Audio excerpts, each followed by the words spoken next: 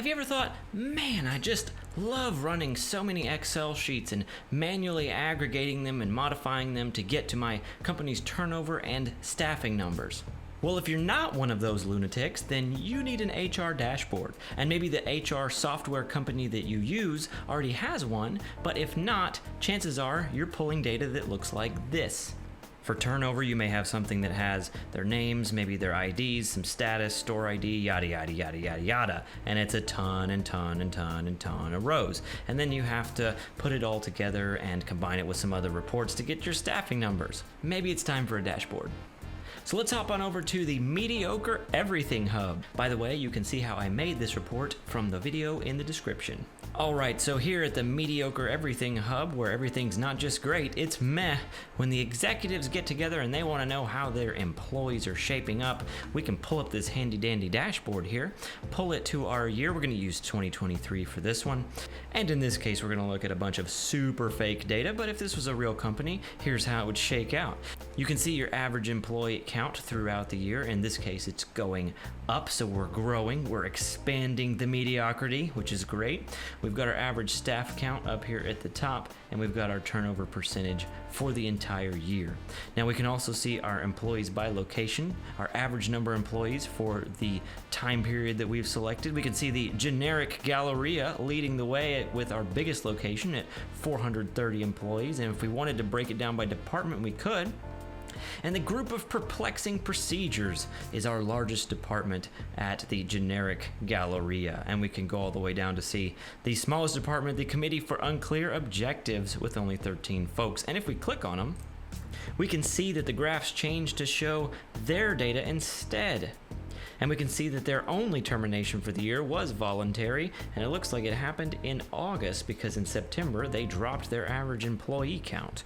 So we can dive into each department as well. So for the Center for Inconsequential Decisions, they also only had voluntary separations of 2 for the year.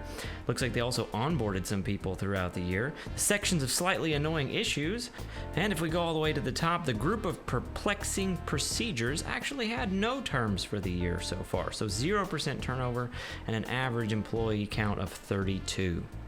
But let's keep going. Let's say Bob says, I want to see the staffing numbers. Let's go over to staffing. So again, we see generic Galleria leading the way with an average of 430 employees for the whole year, with the average days employed at 186 up here at the top. That means that the average time an employee spends with our company is 186 days. And if we click on generic Galleria, we can see that, holy moly, people stay there 246 days on average. They're doing something right. They've onboarded 86 people for the year, and they've termed 43.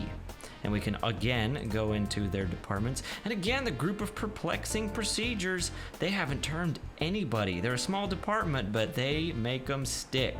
Well, does that answer your question, Bob? It does. Great. What's that, Sherry? You want to look at turnover? Let's go look at turnover. So for the year 2023, we had a turnover of 9.95%, with Lackluster Plaza leading the way in turnover percentage. They had 11.75% turnover with 45 terminations for the year. They are doing worse than last year, and they're up 1.97% over last year. Let's see who the problem child is at Lackluster Plaza. It's the Office of Predictable Surprises. They are not the biggest department at only 14 people, but they termed 4 people, leading them to 28.57% turnover, up 13% over last year. So maybe we need to dive in at why the Office of Predictable Surprises seems more unhappy. On the contrary, though, if we click that little button and go to Lackluster Plaza, the team of slightly confused specialists didn't terminate anyone.